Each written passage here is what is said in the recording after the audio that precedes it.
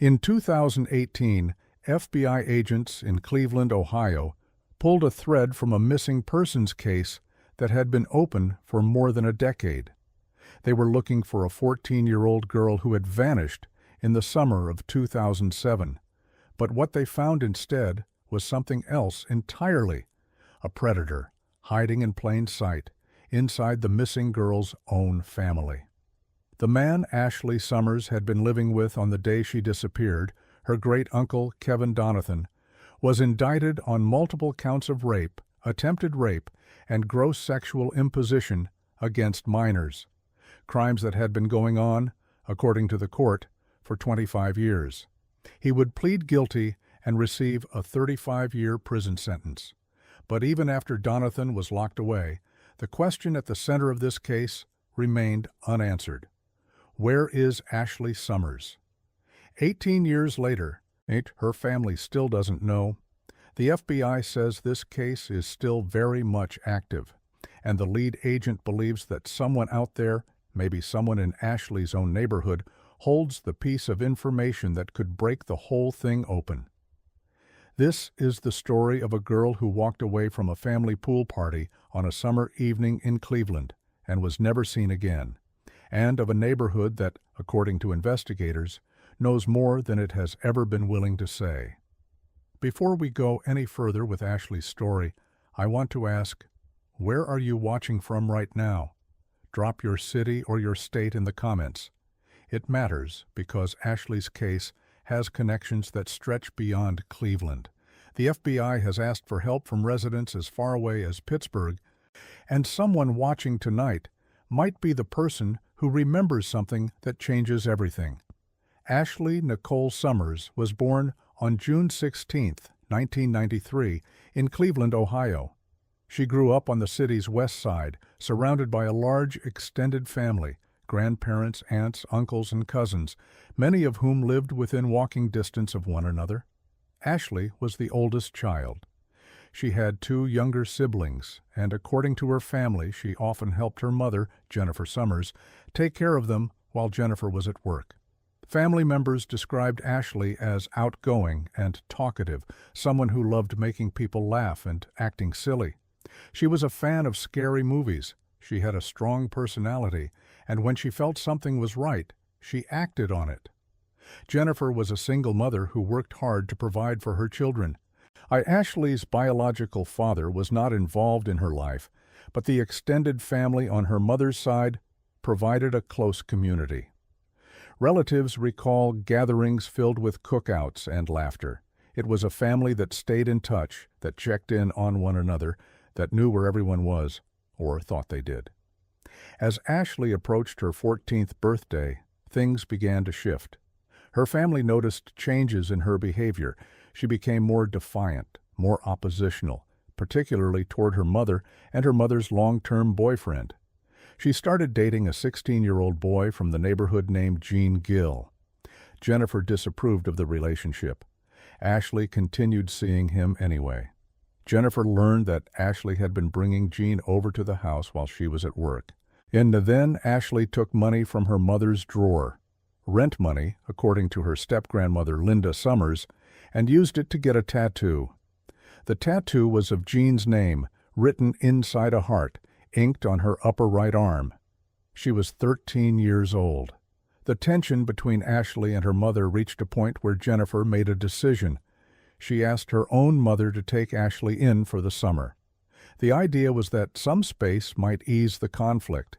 Ashley's grandmother lived about 4 miles away, still on Cleveland's west side.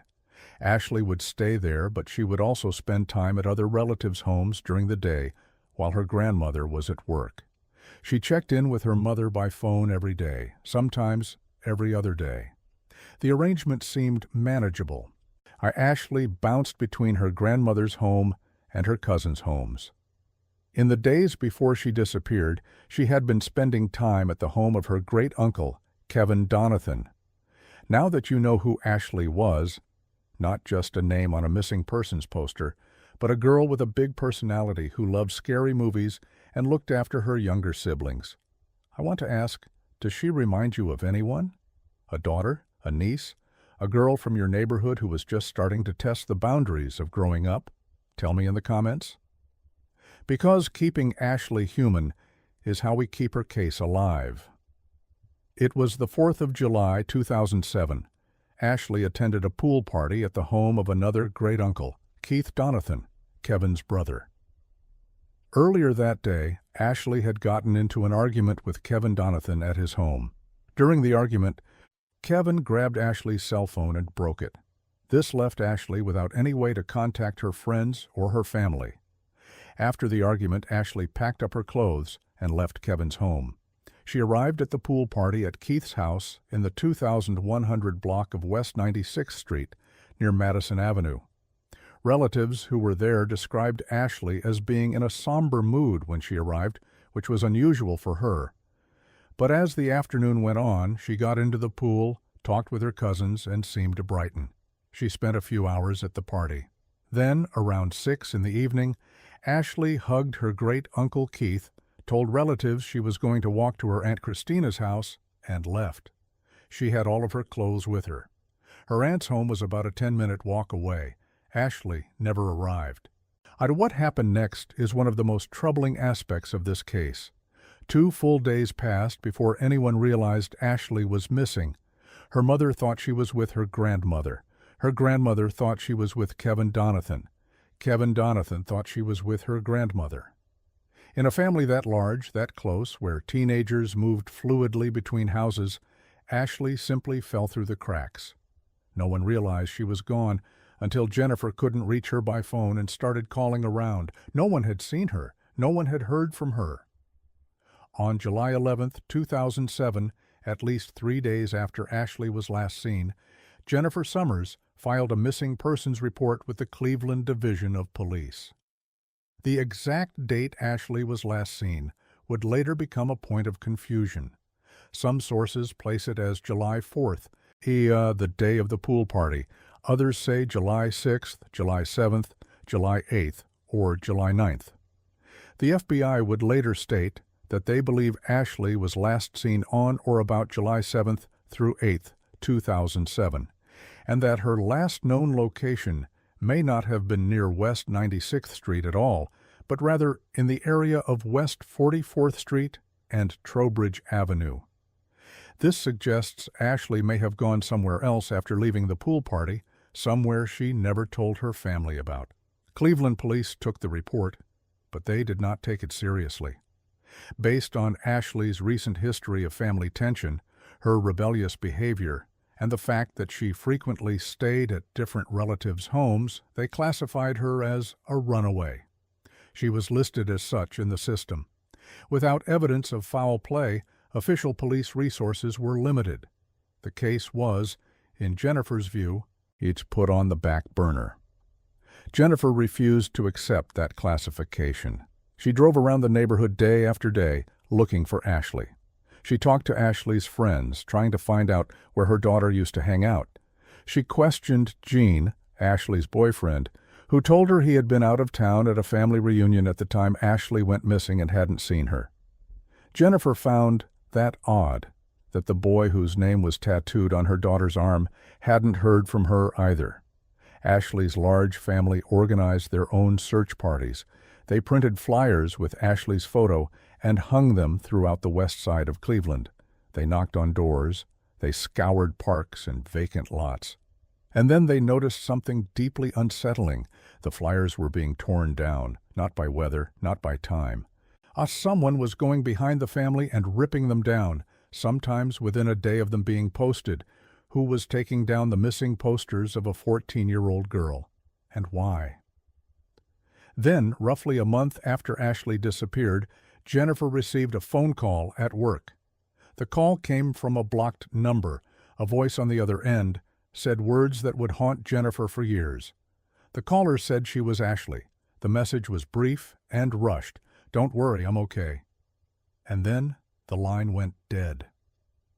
Jennifer believed at the time that it was her daughter's voice, but as the years passed and she replayed that moment in her mind, doubt crept in. Was it really Ashley? Or was it someone else? Someone who wanted the family to stop looking? The FBI was not yet involved. Cleveland police still classified Ashley as a runaway, and the trail, at what little of it there was growing cold. There was one more possible sighting. In November 2007, a few months after Ashley vanished, her step-grandmother, Linda Summers, said she was driving on West 44th Street when she saw a girl who looked like Ashley, but with short blonde hair, different from the long brown hair Ashley was known for. Linda tried to turn the car around. By the time she did, the girl had disappeared down an alley. The sighting was never confirmed. At this point in the investigation, police had classified Ashley as a runaway. Her family was searching on their own. Her flyers were being torn down by someone in the neighborhood. And a single, brief phone call from a blocked number was the only possible contact since she vanished. What's your read on this? Do you think Ashley left on her own? Or do you believe something happened to her that day? Drop your theory in the comments, because in a case this old, sometimes fresh eyes see what investigators missed. For nearly a year, Ashley's case sat stagnant. Cleveland police had done little beyond the initial runaway classification. But in 2008, the National Center for Missing and Exploited Children flagged Ashley's case to the FBI Cleveland field office. The reason was geography. Another girl from the west side of Cleveland was already missing, Gina DeJesus, 14 years old, who had vanished in April 2004. Before that, Amanda Berry, 16, had disappeared from the same area in April 2003.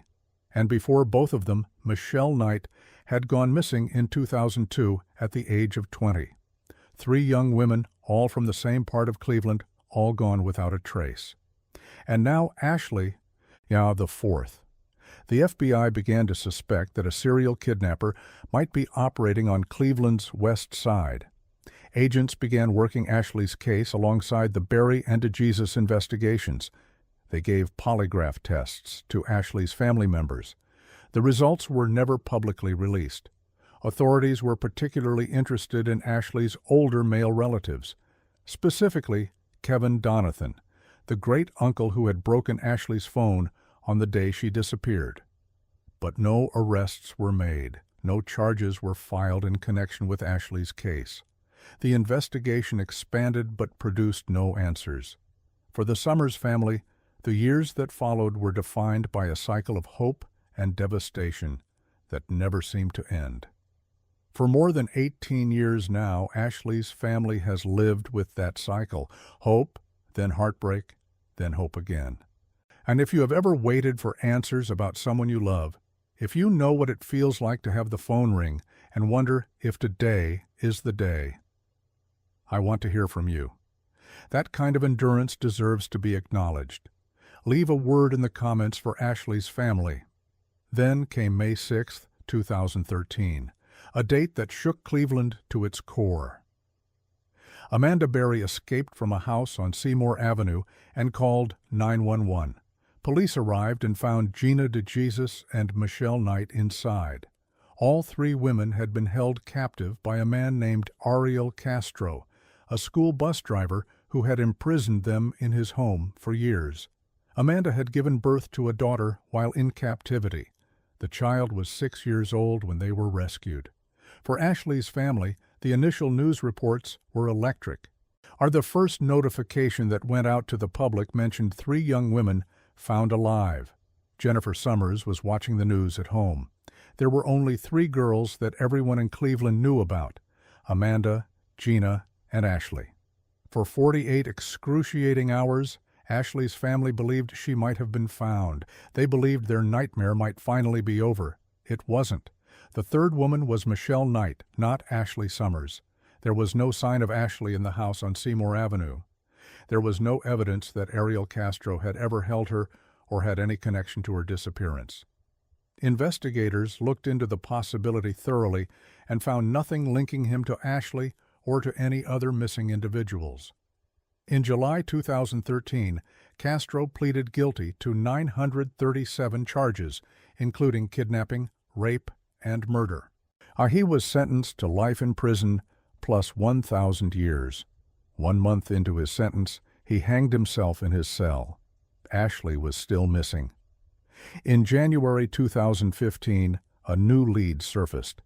Ashley's step-grandmother, Linda, found a surveillance photo online, an image captured by an ATM security camera in Rhode Island. The woman in the photo bore a striking resemblance to what Ashley might look like at 21 years old. The photo had been released by the Warwick Police Department in connection with an identity theft investigation. The Summers family contacted the FBI. For a brief moment, hope surged again. FBI Special Agent Vicki Anderson acknowledged the resemblance publicly. But on July 6, 2015, 2 days after the 8th anniversary of Ashley's disappearance, the FBI confirmed that the woman in the photo was not Ashley Summers. Another dead end. We are about to reach the moment where this investigation took its darkest turn, when agents pulling on the threads of Ashley's disappearance uncovered something no one in her family expected. Before I tell you what they found, I want to ask, what do you think the breakthrough was? A witness coming forward? New forensic evidence? A confession? Drop your guess in the comments before you keep watching. In 2018, FBI Special Agent Kristen McCaskill took over as lead investigator on Ashley's case. She initiated a full case review, what the FBI calls an investigative surge. Agents went back through everything. They re-interviewed people who had known Ashley. They re-examined the timeline. They searched along Holmdon Avenue, one of the areas Ashley was known to frequent. And during this process, a series of inquiries connected to Ashley's disappearance led to a discovery that sent shockwaves through the family. Kevin Donathan, the great-uncle whose home Ashley had been staying at, the man who had broken her phone on the day she disappeared, the person who was supposed to know where she was actively abusing children. In December 2018, Donathan was indicted on multiple counts of rape, attempted rape, and gross sexual imposition. His victims, according to court documents, were underage girls. The crimes had been going on for 25 years. In February 2020, Donathan pleaded guilty. He was sentenced to 35 years in prison. He was classified as a Tier 3 sex offender. In court, one of his victims addressed him directly, telling him he had ruined lives. Donathan apologized to the victims and their families. He remains incarcerated. Ashley's grandmother, Linda Summers, told reporters that the news about Donathan was devastating, but not entirely surprising. She said it tore the family apart. The question that haunted them was impossible to avoid. If Kevin Donathan had been abusing minors for decades, what had he done to Ashley? Had she been one of his victims? Had something happened between them that led to her disappearance? The FBI searched Donathan's home in connection with Ashley's disappearance. But as of this day, Donathan has never been officially named as a suspect. In a News Nation interview from prison, Donathan denied any involvement in Ashley's disappearance and pointed fingers at a different relative. The FBI has said they are not ruling anyone out. In April 2021, acting on a tip, the FBI's evidence response team converged on a property in the area of West 43rd Street and Train Avenue in Cleveland. Ashley's aunt, Deborah Summers, watched from the sidelines with tears in her eyes as agents dug. The medical examiner's office was called to the scene after bones were found. The bones were determined to be animal remains, no sign of Ashley. In 2023, the National Center for Missing and Exploited Children released a new age-progressed image of Ashley, showing what she might look like at age 29. The image was distributed on billboards, social media, and national databases.